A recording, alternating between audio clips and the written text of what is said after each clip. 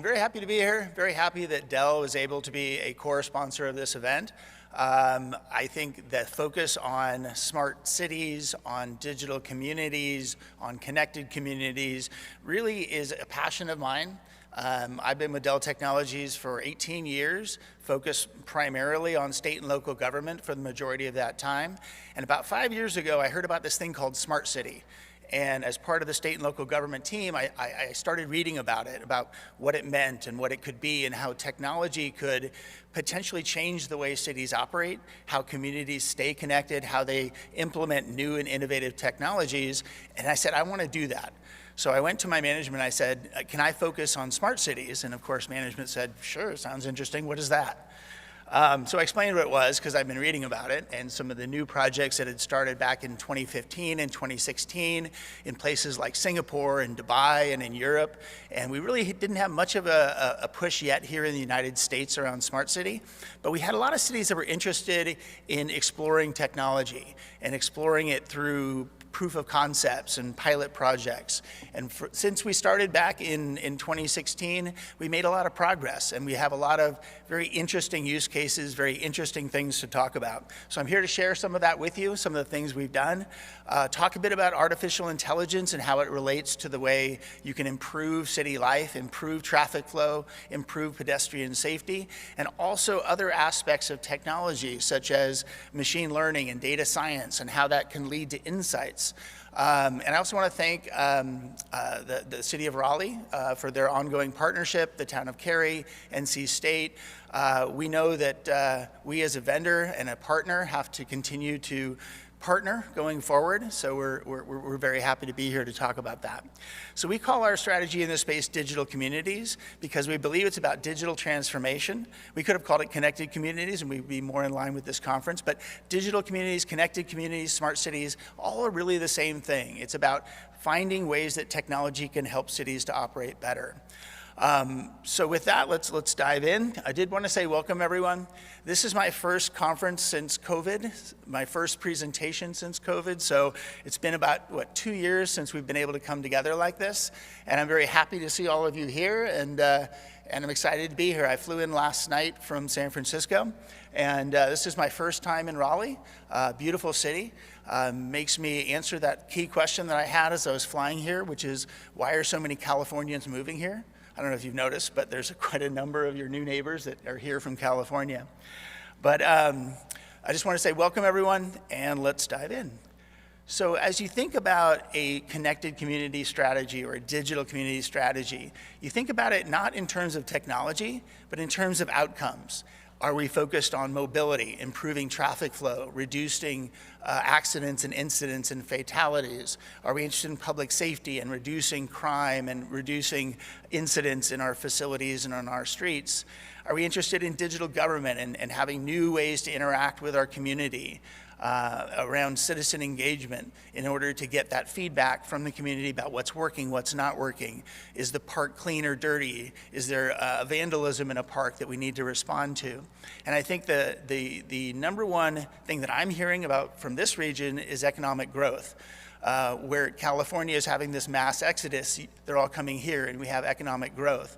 So you have a technology savvy community here that's growing to become a technology leader, not just in the Southeast, but nationally. And I think as you look at it from the perspective of the community needs to echo that focus on technology, that focus on delivering the right outcomes.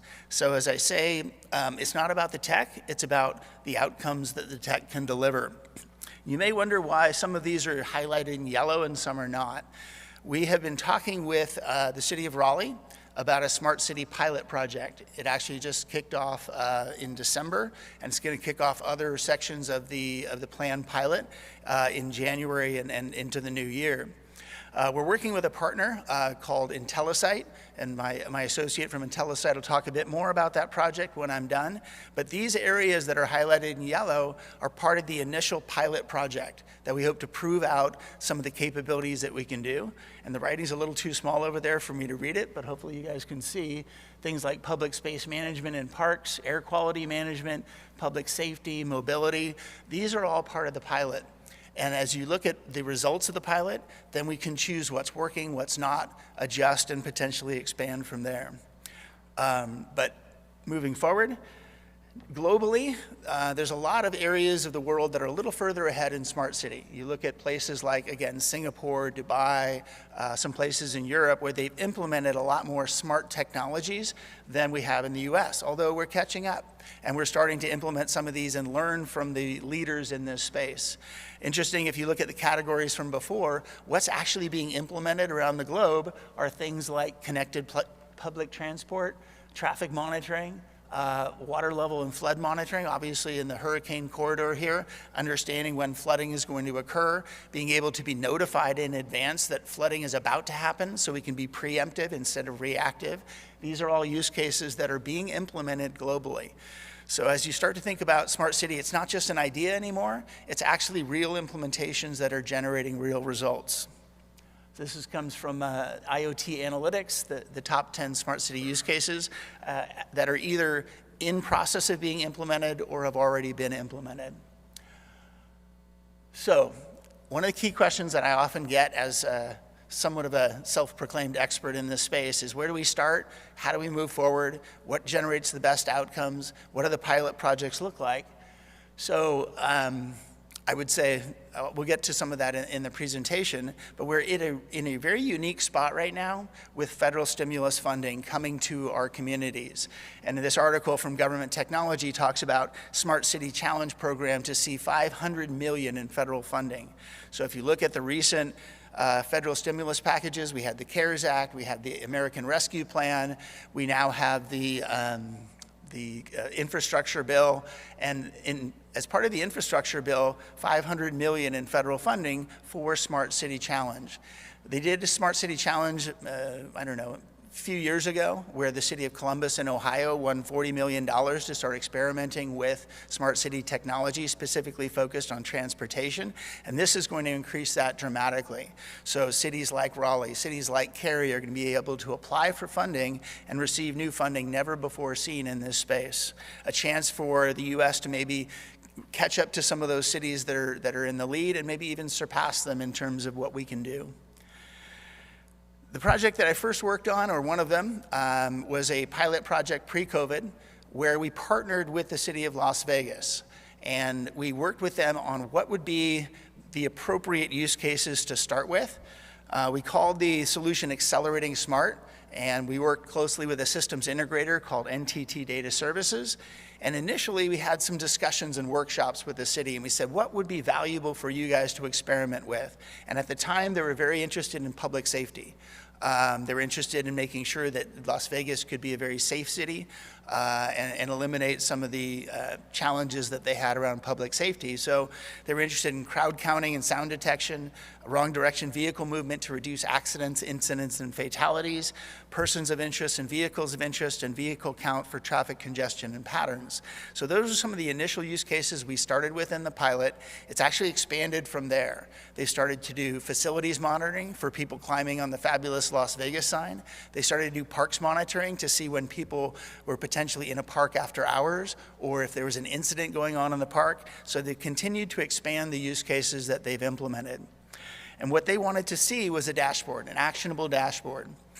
They had a lot of sensors that they put into the Innovation District in downtown Las Vegas, 32 cameras, 25 license plate recognition, 7 crowd counting, 5 gunshot audio analytics, 5 glass breaking audio analytics. And if you think about it, it's not just a camera, it's also a microphone. Is it a microphone? No, it's a microphone, picking up these things like gunshots and glass breaking. So it became sort of the eyes of the ears of the city.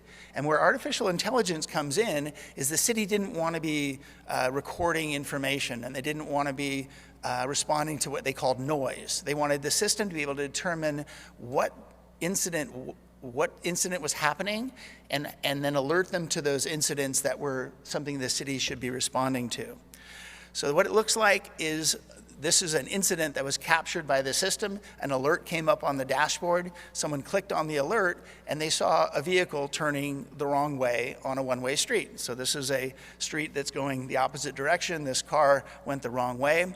The artificial intelligence picked up the fact that it was a wrong-way vehicle, and if you see that other car coming by, we potentially had a near-miss situation.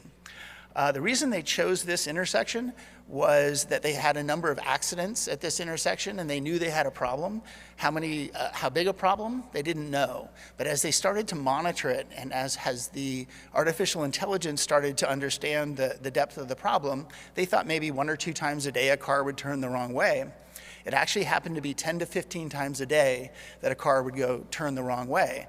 And this is why they had a number of accidents and incidents here. So they knew they had a problem, and they tried to figure out how to fix it. So they first put up some additional signage.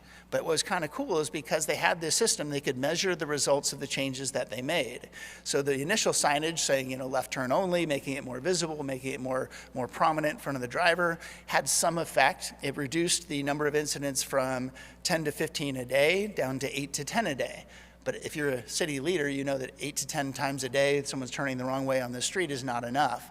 So then they went and painted big white arrows in front of the intersection. So as you approach the intersection, you see these big white arrows in front of you pointing the direction that you need to go.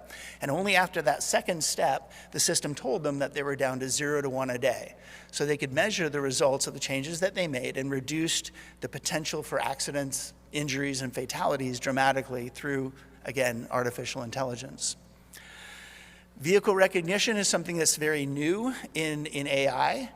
The advancements in computer vision, which is a specific type of artificial intelligence, have advanced dramatically in the last couple of years.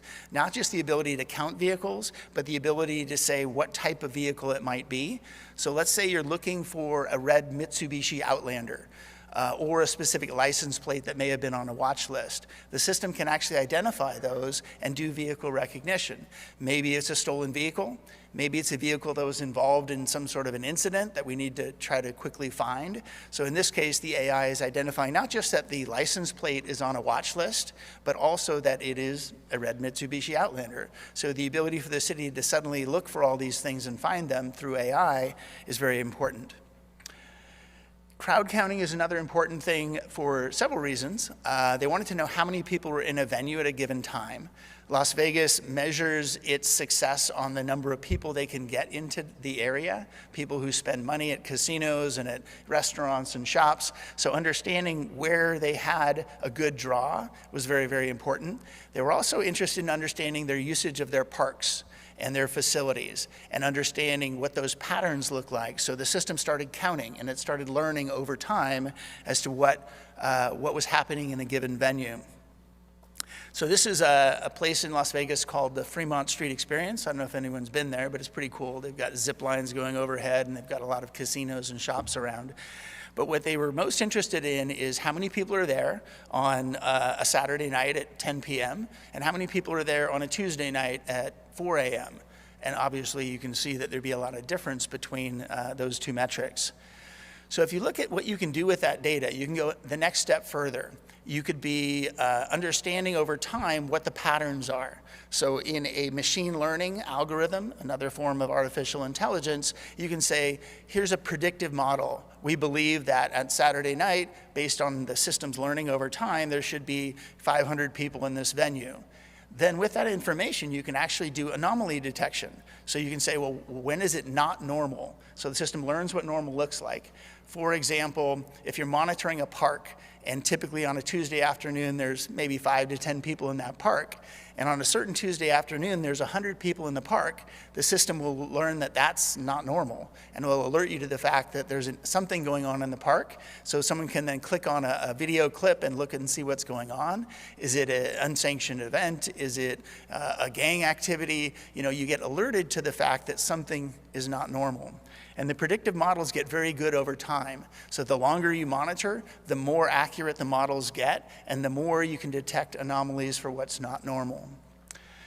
The metrics are interesting. This was during a 3-month pilot period. We had 4 million traffic counts, 1 million unique license plates, only 500,000 crowd counts because that came only in the last portion of the pilot. Most interesting aspect of this slide is that 65 terabytes of audio and video were processed or captured, but only 2.6 gig of data was stored. And I think it's important to note that you actually can improve privacy instead of reducing privacy, because a lot of these smart city initiatives, people are concerned, well, what about my privacy? If I'm in a park with my family, I don't want a camera recording what we're doing. Well, the answer is actually through AI, you can increase privacy by not recording the video. The computer vision aspect watches the video, it detects anomalies, but then the video is not stored at all. And the only thing we're storing in the case of Las Vegas is the clip of any incident. So we can go back to that clip and determine what happened. All the other video is not kept. So you really have more of an anonymized data gathering tool as opposed to an invasion of privacy tool. I think that's an important point. Quick sip of water here. And we'll hopefully have some time for questions after this as well. Okay, also did a lot of work for the last, I would say, 4 to 5 years with the city of San Jose. It's kind of right down the street from me, and I had a great meeting with the CIO, and we talked about smart city. What he told me is, you know, I've just taken over as CIO in San Jose, and we want to be a leading smart city in the nation. We believe right now we're kind of a technology laggard, and we want to find the right partners to work with to become a technology leader. So I've worked with San Jose now since about 2016 or so. We've done a number of different projects there, experimenting with not just computer vision for Vision Zero and accident reduction, pedestrian safety, some of those things, but also looking at that next level of data science, that next level of data analytics that can give the city some new insights. We worked on a couple of sort of strategies around data. The first one was called the Open Data Community Architecture, or ODCA, there we go. And then they actually went and implemented it in partnership with Dell, called the City Open Data Environment, or CODE. Essentially, it was a data lake architecture implemented in the city's data center. And what was unique about it is it was all open source. So the city didn't have to pay a software vendor, you know, monthly fees or yearly license fees. Open source data lake implemented in the city's data center, very, very low cost and very capable of doing big data and large scale analytics.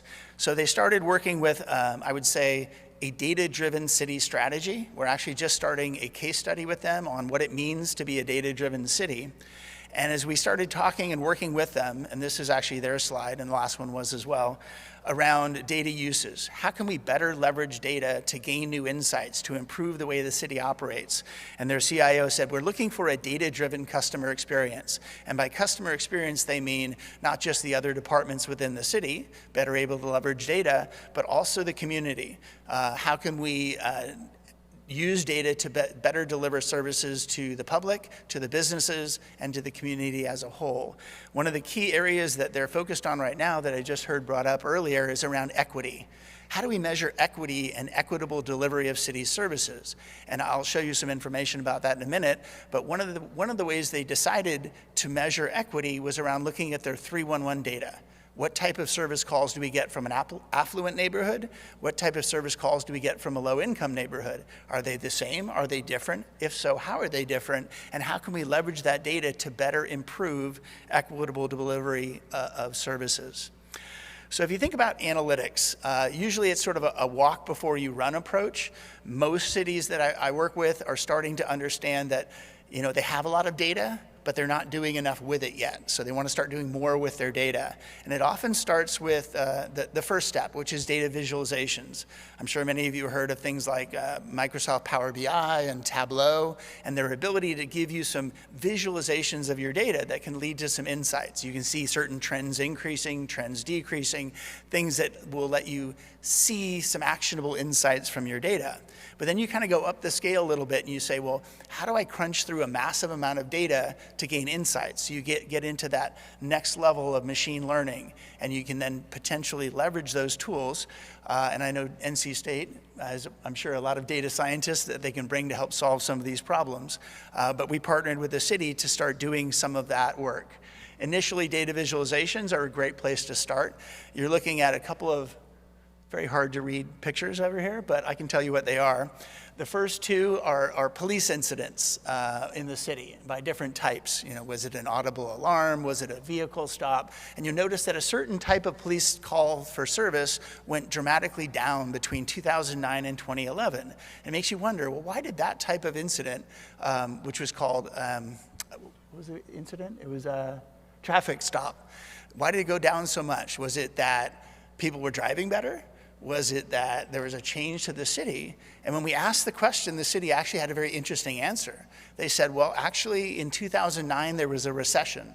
We had to lay off some of our police officers. So the remaining police officers were now focused on fighting more criminal activities, and we had less police officers focused on traffic patrols. So that's why it dropped off so dramatically between 2009 and 2011. However, if you look at that line, it hasn't really come back. So they realized that they didn't need maybe as many police officers monitoring traffic because nothing really got a lot worse without having that. Maybe a little less revenue from traffic violations for the city, but it remained low. And then we did some heat maps, again, around incidents in the city. And some of them were very intuitive and some of them weren't. If anyone said, well, when would you get a higher number of police calls for service? Well, you'd think, well, Friday and Saturday night between 10 and 2. And this chart will show you, yep, you're right on. The red areas of this heat map are Friday and Saturday night between 10 and 2. However, if you look at it by a different type of incident, the times differ quite a bit. So what we looked at is a stolen vehicle report doesn't typically happen on Friday and Saturday night between 10 and 2. It happens typically Monday through Friday, 8 a.m. and 4 p.m. are the most common times where vehicles will be reported stolen. And you think to yourself, well, that kind of makes sense. Someone comes out to go to work, their car's not there, they call it in, or they leave work and their car's not there and they call it in. So you can start gaining insights by type and start slicing and dicing the data a bit. In looking at sort of one area of focus for the city was around Vision Zero and around reducing traffic incidents and fatalities. So here's just a couple of quick data visualizations around the type of incidents that were occurring in the city. On the bottom, you have the top intersections in terms of number of accidents that occur at that intersection. And then the darker line is the number of fatalities or severity. Was it fatalities? Yeah, fatalities per accident. So we can sort of get an insight as where are the problem areas of the city and what should we be doing about it. So this is that first level of data analytics, sort of what's happening and what can we do with data visualizations. But then we actually went into a data science project with them and started analyzing the data further to gain more insights. So we learned some things that, let's see, minor injuries are the majority, moderate injuries less, severe injuries less, and of course fatal injuries least number of accidents. And then of course we wanted to look at the type. Is it vehicle to vehicle? Is it a vehicle to a parked vehicle? Is it I'm having trouble reading this, there we go. Is it a pedestrian or a bike? And how does that relate to the number of injuries and fatalities? So as you start to think about it in the context of Vision Zero, which is of course the goal to reduce accidents and fatalities to at or near zero, you start thinking about, okay, data science, what can we do with it? If you look at the first picture, this is a map of the number of accidents that occurred within the city. You'll see a high concentration of accidents downtown, a little less toward the outer parts of the city. And you think, well, how does that correlate to injuries? You look at the next one over on the right-hand side, and there is a direct correlation between number of accidents and number of injuries. Well, that's logical. Makes sense. You have more accidents, you have more injuries. But then you look at fatal injuries, and you look at that map of fatal injuries, and it's not related at all. So where we're having more fatal injuries is not where we're having the majority of accidents. It's at different locations in the city. So you can start to think to yourself, what is it about that intersection that makes it higher or more likely to have a fatal incident? Is it that the bike lane is too close to traffic? Is it that there's an obscurity for a pedestrian who may be walking in the street? We also did a monitoring project actually with IntelliSite, who will be talking here in a minute, to see if we could detect anomalies that were going on in the street. And one of the anomalies that we detected, which was somewhat interesting, is there were several areas of the city where there's a very high incidence of jaywalking. So the system detected people crossing the street, not at an intersection, not at a crosswalk, but in the middle of the street and in the middle of traffic. So is there a correlation between the AI that detected a whole bunch of people in the street in a certain area and the number of incidents and fatalities? These are the sort of things that we can do with data. This is that vehicle monitoring project that we did in San Jose, again, with our partner IntelliSite.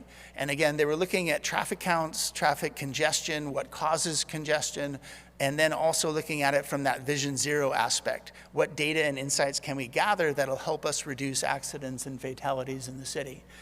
Pretty simple architecture. We took the existing cameras that were already in the city and we ran it through that AI engine, and that AI engine then could give us the answers or the new data that we didn't know before.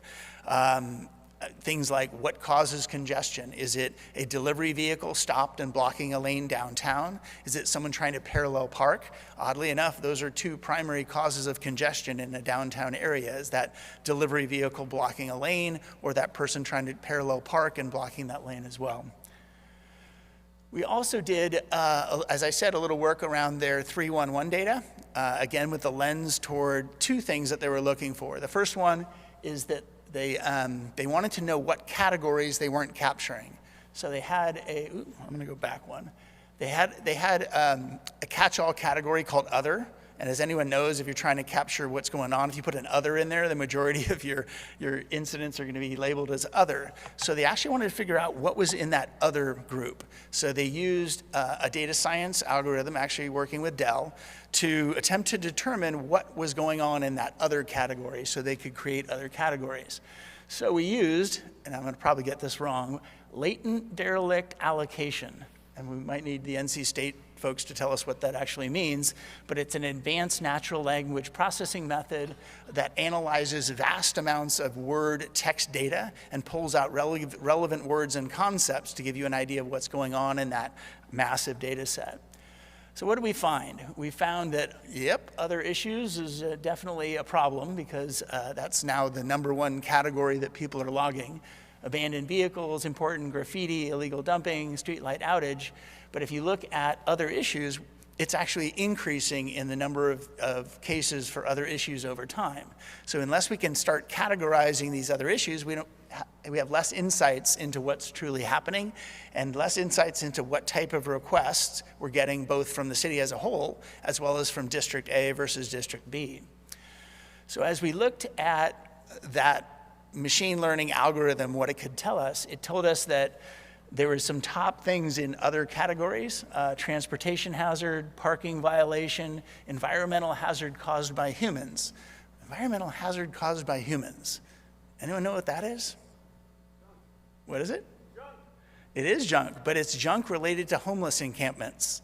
So if you think about it, you have homeless people in downtown. They create sort of you've seen these things, there's a lot of garbage there. And they were getting a lot of complaints for homeless encampments, but the words that were used, and then this machine learning algorithm categorized it as environmental hazard caused by humans. But we went back and looked at it, and it's clearly related to homeless encampments in those areas of the city. And if you also look at that trend line, the number of requests over time seems to be growing. So we have a growing number of complaints about homeless and homeless junk. So then you start thinking about equity, and you can start looking at affluent neighborhoods, the type of calls that happen, lower income neighborhoods. So if in this environmental hazard caused by humans use case, we saw obviously a high concentration in downtown. But then you compare that with income levels, and you'll see that there's a lower income area outside of town, but it's more rural, it's not as densely populated. So you can see there's a direct correlation between where the homeless people are, also with the lower income areas of the city. So you can start to think about it in terms of equity. You can also look at the different type of requests from an affluent neighborhood to a lower income neighborhood and get an understanding of where you've got environmental hazard caused by humans in Districts 7 and 3, and you can start to evaluate that in the context of broader city strategy and where you may have different types of issues. I also want to pivot a little bit to talk about another major problem that our society has, which is the digital divide. As we all know, the pandemic shone a bright spotlight on digital divide, on disconnected communities that when we went into remote work and school were cut off from the ability to participate. So we actually worked on a project in the middle of the first year of the pandemic in the fall of 2020 to try to address digital divide. And the city we worked with is Tucson, Arizona. And they had a problem in that they had about 70 or 80 square miles of the city that were underserved in terms of internet connectivity. I don't know if you guys have ever been to Tucson, not the prettiest city in the world. But they also have a lot of low-income areas and a lot of poverty in the city. So they had trailer parks, they had low-income neighborhoods, and these areas did not have internet connectivity. So as you try to participate in remote school, we had many, many families that couldn't do it. They were disconnected. So they decided to use modern technology, and they initially, like many cities, thought about, well, let's just put up a bunch of Wi-Fi hotspots. The problem with the Wi-Fi hotspot is it only has a range of about 100 yards. So if you got a 100-yard range, how are you going to cover 80 square miles with hotspots? And they originally looked at it and they thought, well, we'd have to deploy and maintain 20,000 Wi-Fi hotspots in order to cover all those disadvantaged areas of the city. So then they talked with us, and we proposed to them that they think about private wireless networks, cellular technology, 4G LTE and 5G, and could we potentially cover that same area with cell hubs instead of Wi-Fi hotspots? We did an initial pilot project with a square mile of the city, and we found that it worked very, very well. We had truly high-speed connectivity using cellular technology, and then the city decided to move forward. They covered about half of that underprivileged area using only 40 cell hubs as opposed to 20,000 Wi-Fi hotspots. And then they allowed lower income families to apply for free internet service from the city. So, the city supplies water, provides wastewater and treatment. Well, now the city is providing internet connectivity, but only to the people that qualify. In order to qualify, you had to be lower income, so you would have trouble affording a standard cellular service or an internet service, and you also had to be in one of the regions that was now covered by this new network. And they actually got immediately over 2,000 applications from families in Tucson looking for getting connected to the service. And I think this is one of those, I would say, stories that really is, I would say, digital community, life-changing, connected community, because these families were brought online. They were able to participate in remote work and school, and this city is now expanding that footprint. And I think private wireless networks may be a way to help us solve digital divide issues, not just for underserved downtowns, but also for our rural communities that are somewhat underserved. So the way it works is you look at a certain area that doesn't have good coverage, you map that area out, you figure out where you want to put your cellular cell hubs. In this case, each cell hub would cover almost a circular mile around that location. So in this case, we've got about a 20 square mile area here covered by a number of different cell hubs. So what we're trying to do is get blanket coverage for this whole area. And if you design it right, you have no dead zones. You have the ability to have ubiquitous coverage across that entire underserved region. So I'm going to wrap it up a little bit, and then we'll have some time for questions. As you look at the connected community strategy, you start with the current situation, which is everything's pretty much siloed. You've got your fire service, your transit service, water service, all these different areas and functions within the community. But then you start thinking about how do we connect these things together? And I think the concept of connected communities is the right one, because you're connecting it not just with networks, but with data. And you're starting to integrate data from these various sources, and you're then taking it to the next level, which is analyzing the data, gaining new insights from the data. And what you find is you turn these things into smarter assets and smarter systems. And I will say the approach of a smart city strategy or a connected community strategy is really that system of systems approach. How does traffic and transportation lead to improvements in transit? How does improvement in transit lead to improvements in parking? So all these things can be potentially interrelated, and you need to look at it not just as a silo, here's what's going on in parking, but as a holistic view of the city and all the different data sets that you have. So as we start with the city of Raleigh, and we're looking to pilot some use cases that I showed you earlier and that JP is going to cover here in just a minute. But what we really want is the outcomes. We want those solving a specific problem. Can we reduce the number of vehicle to pedestrian incidents in a crosswalk? Can we improve traffic flow in a certain intersection? Can we reduce the number of wrong way vehicles and incidents there? So again, start small. Have a vision for growing bigger, and then sort of expand the usage and the number of use cases over time. So I will say it's a partnership between the vendor partners, the community, the universities, the cities, and really focusing on improving the life within the city.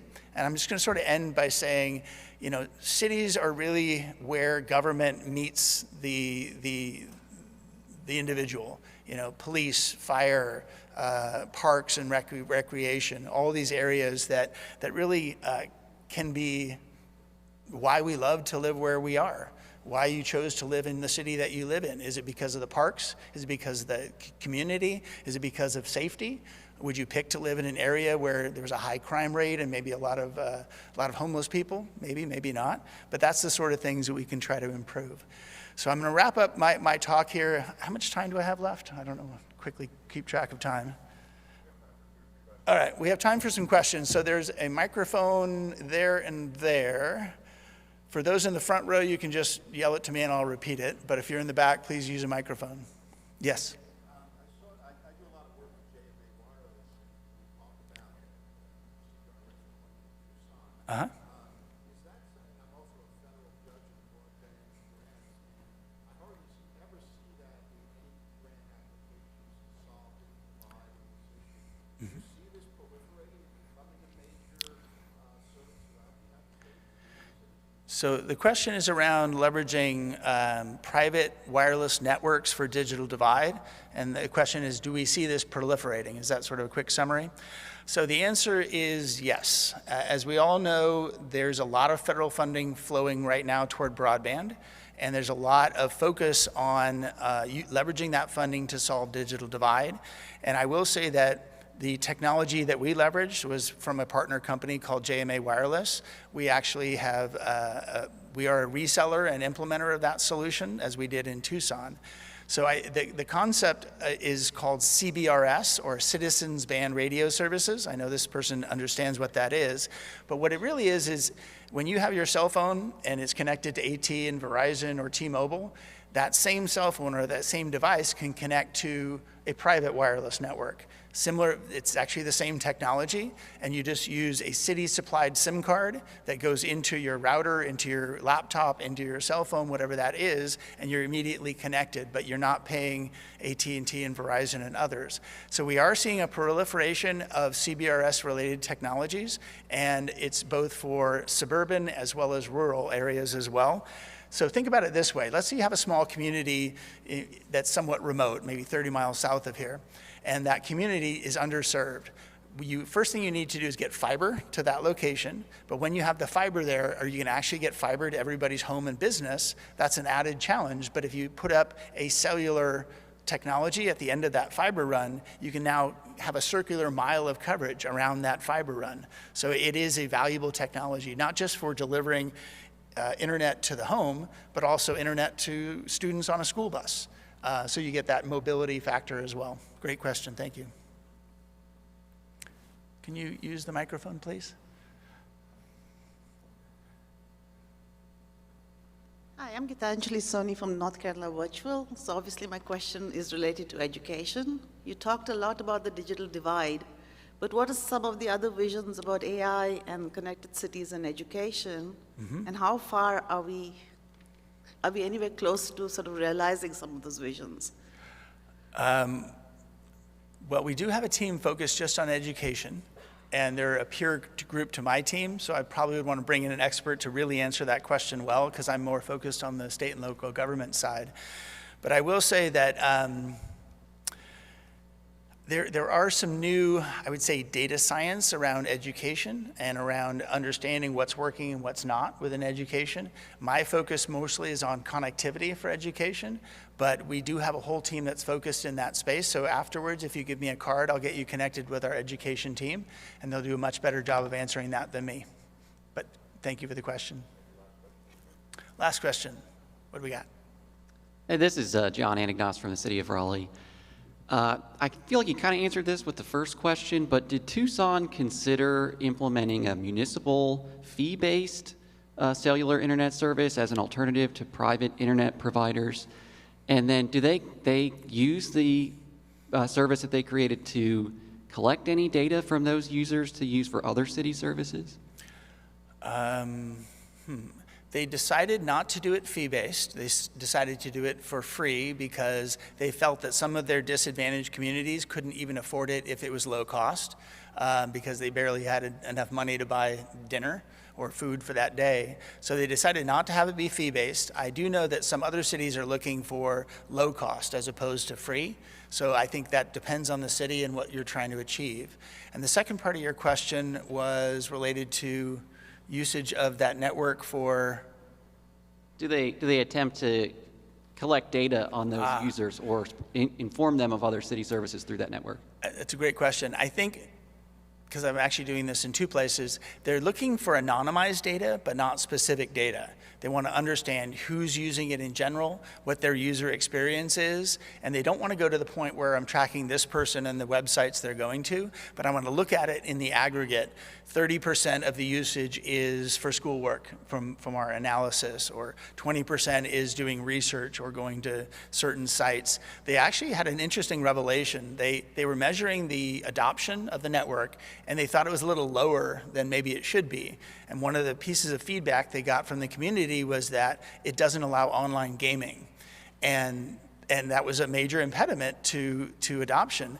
And they actually decided to stop filtering online gaming because they realized that online gaming was actually social interaction for these teenagers and these kids that weren't able to go see each other in the schoolyard anymore. So once they turned online gaming on, it actually increased the usage, increased the adoption, and they saw it mostly in what they thought was that group range that normally would have been interacting in school. They're now interacting through gaming. So an interesting revelation there. So with that, I'll say thank you very much.